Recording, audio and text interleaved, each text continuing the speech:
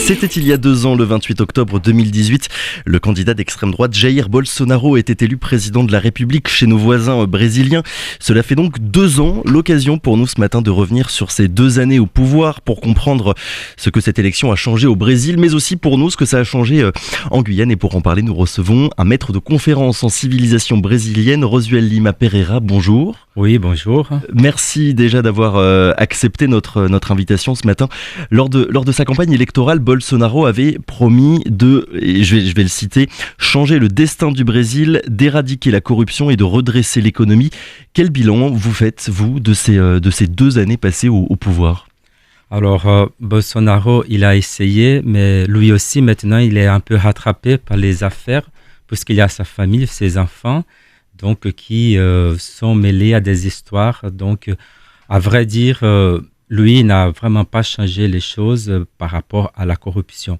Ce qui a changé au Brésil, je dirais plutôt, c'est les médias, qui sont les médias indépendants, et aussi la police fédérale, qui peut intervenir dans les États. En dehors de ça, les choses continuent et Bolsonaro continue à être polémique.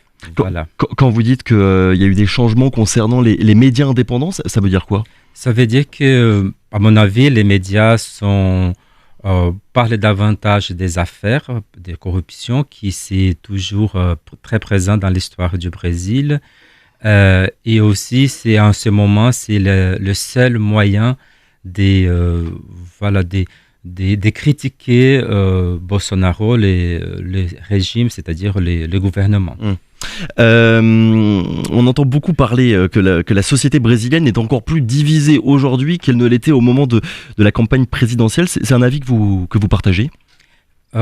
Là, c'est un peu difficile par rapport au problème de la pandémie, mais c'est vrai que c'était partagé l'opinion brésilienne par rapport à ce qu'on a vécu pendant une quinzaine d'années avec plutôt un régime de gauche avec le PT, le Parti des travailleurs, et ensuite avec Bolsonaro, avec son discours très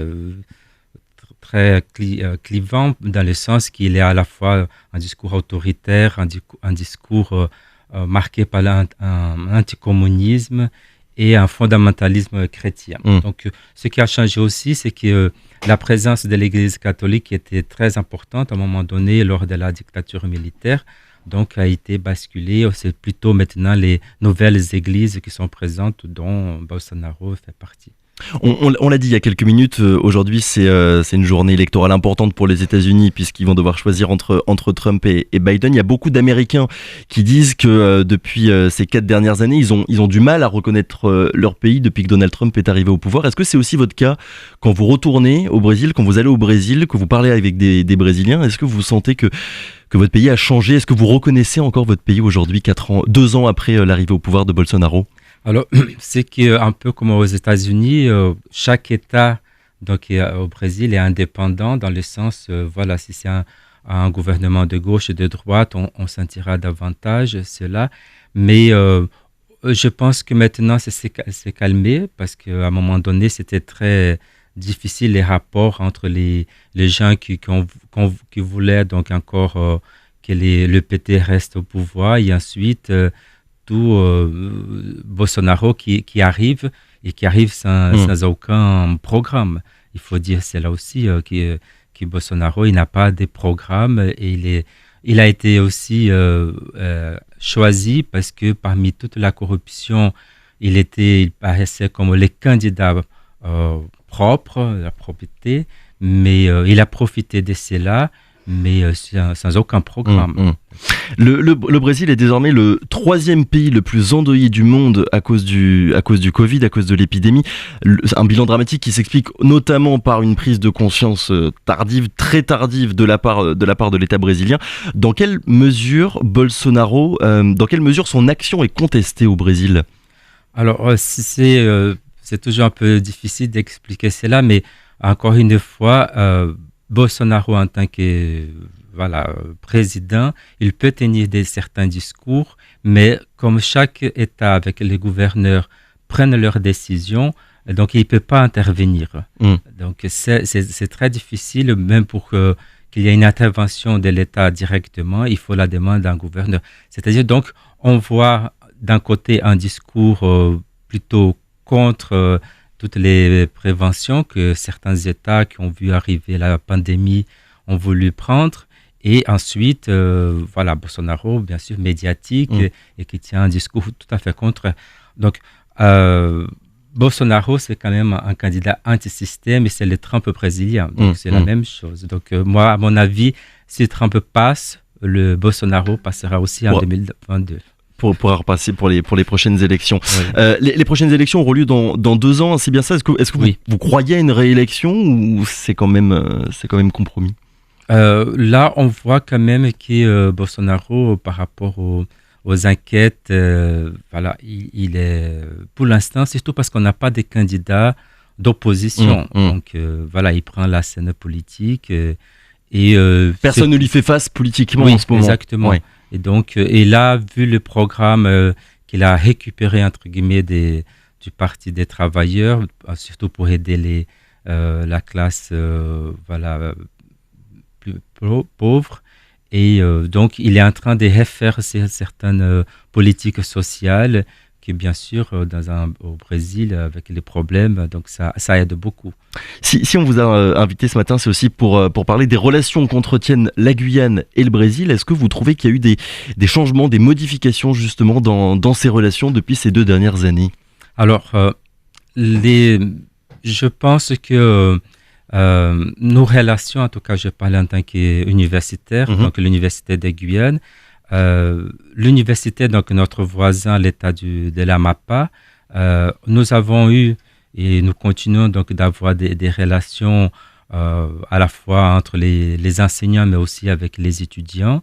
Pour qu'on comprenne bien, ça veut dire quoi des relations d'une université de la Guyane avec celle de l'État de l'Amapá? Nous, par exemple, nous avons des activités vraiment à la fois pédagogiques, c'est-à-dire des rencontres des étudiants qui vont aussi, qu'on reçoit des étudiants qui vont venir faire de la recherche pour faire des études aussi en Guyane ponctuelles par rapport à des questions qu'ils veulent approfondir. Par exemple, le mois de septembre, j'ai participé à un jury où une étudiante de l'université de Para fait des études, un master sur les mouvements sociaux en Guyane. D'accord. Donc, c'était très intéressant de voir une autre approche de ce qui s'est passé ici, chez nous, et qui a présenté devant les jurys d'autres étudiants. Et sinon, autrement, avec la coopération transfrontalière du point de vue pour nous, c'est-à-dire de travailler ensemble, d'observer avec l'Observatoire de l'homme-milieu, avec CNRS, de voir comment ça se passe, ces rapports entre des voisinages aussi, bien sûr parfois conflictuels, mais du point de vue de la santé, des relations humaines, de l'immigration. Donc, mais est-ce qu'on en fait assez? Est-ce que les relations, elles sont suffisamment étroites entre la Guyane et le Brésil? Moi, je pense que il y a, du point de vue plutôt des sciences humaines, je pense que oui. Après, il y a toute la question aussi économique, puisque pour, par exemple, des produits pour circuler, donc ça fait partie quand même ici de la communauté européenne, donc de l'Union européenne, donc c'est un peu plus difficile. Mais je crois que c'est important et nous, à l'université, dans notre filière anglais-portugais, langue étrangère appliquée, donc nous avons 2 parcours donc liés plutôt à la culture et à l'économie. Donc on essaie de former nos étudiants à la fois du point de vue linguistique, parler le portugais, mais aussi de connaître les spécificités de notre territoire, la Guyane, et aussi les voisins, donc, parce qu'à un moment donné, on n'était pas très loin de Belém, à 2 heures de vol. Donc, il faut connaître aussi l'environnement, il y a le Suriname aussi. Donc, on essaye de travailler dans cette perspective. Quand on parle de relations politiques, de relations diplomatiques, il y a aussi la notion d'amitié entre 2 pays.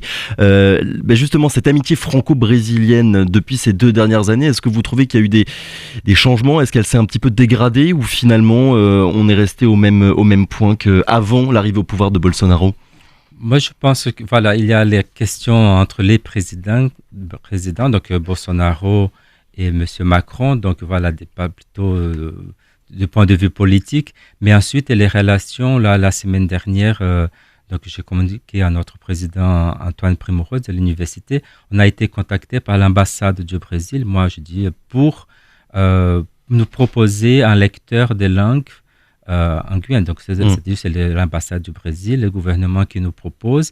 Il y en a 2 en métropole, à Paris, la Sorbonne et à Auvergne. Donc, et ensuite, ils nous proposent. Donc, ça veut dire qu'ils s'intéressent aussi à nous et je pense que c'est un premier pas aussi pour montrer cet intérêt, voilà, à la fois de l'université et de la Guyane aussi, de l'importance de ces rapports amicaux quand même qui existent depuis toujours. Hein. Donc, malgré les hauts et bas, donc la relation franco-brésilienne, c'est une amitié, voilà, depuis les débuts. D'autant plus, et vous aviez commencé à l'expliquer tout à l'heure, le Brésil c'est un État fédéral et donc il ne faut pas forcément regarder uniquement les déclarations qu'il peut y avoir au niveau du gouvernement brésilien, mais aussi État par État. En l'occurrence, les relations entre la Guyane et uniquement notre État voisin, l'État de l'Amapá, comment est-ce qu'elles sont ?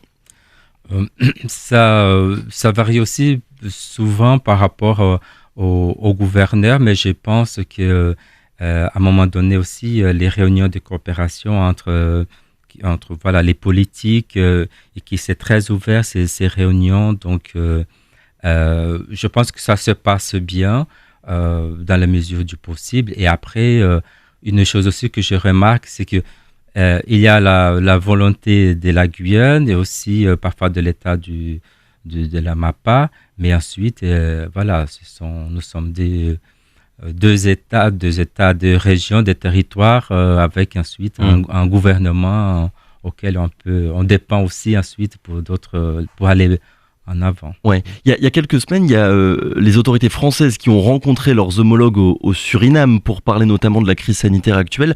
On a moins entendu parler ces derniers mois du Brésil. Est-ce que ça veut dire que la coopération franco-brésilienne, guyano-brésilienne en ce moment, elle est un petit peu plus compliquée. On se souvient, il y a quelques mois, il y a le ministre des Outre-mer français qui était venu en Guyane.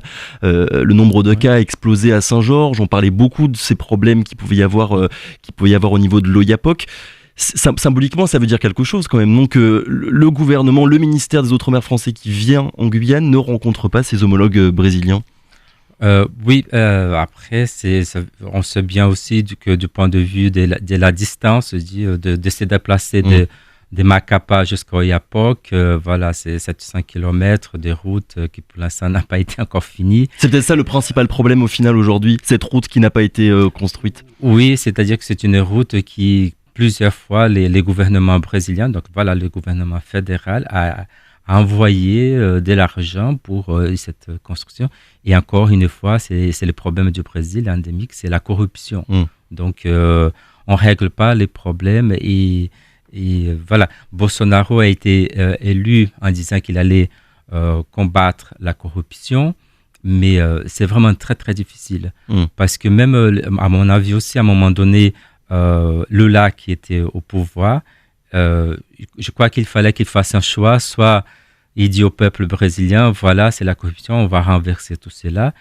Et à mon avis, pour rester au pouvoir aussi, il a dit négocier. Donc, et ça a tombé sur lui aussi. Donc, c'est ça le problème, c'est que c'est vraiment, et c'est dans toutes les couches, toutes les c'est pas qu'au niveau du gouvernement. Non. Aujourd'hui, c'est vraiment dans toutes les couches et sphères du monde politique. Donc, vous avez commencé à parler de cette route entre Macapá et Oiapoque.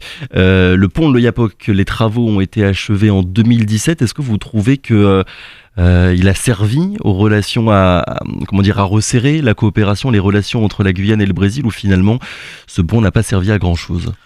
Je pense que ce pont, il est très important, peut-être pas pour l'instant du point de vue matériel et commercial, mais il est très important du point de vue symbolique. Et je pense que c'est ça qu'il faut montrer, voir. C'était un souhait à l'époque du président Chirac et voilà, du président Lula. Et ensuite, c'était M. Sarkozy qui a construit. Mais c'est symbolique parce que ça montre quand même cette relation entre le Brésil, la France, d'amitié.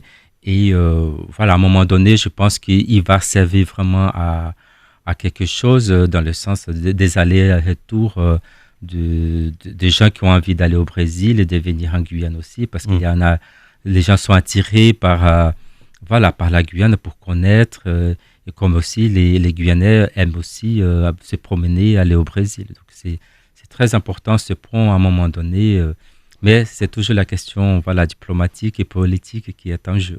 Donc voilà, il faudra maintenant que le symbole se poursuive jusqu'à Macapa et qu'il reste pas au Oiapoque avec cette route qui n'a pas été terminée. Merci beaucoup d'avoir été notre invité ce matin pour parler donc de ces relations entre la Guyane et le Brésil. 2 ans après, ça fait 2 ans que Jair Bolsonaro a été élu président de la République au Brésil. Merci, bonne journée. Merci beaucoup, bonne journée.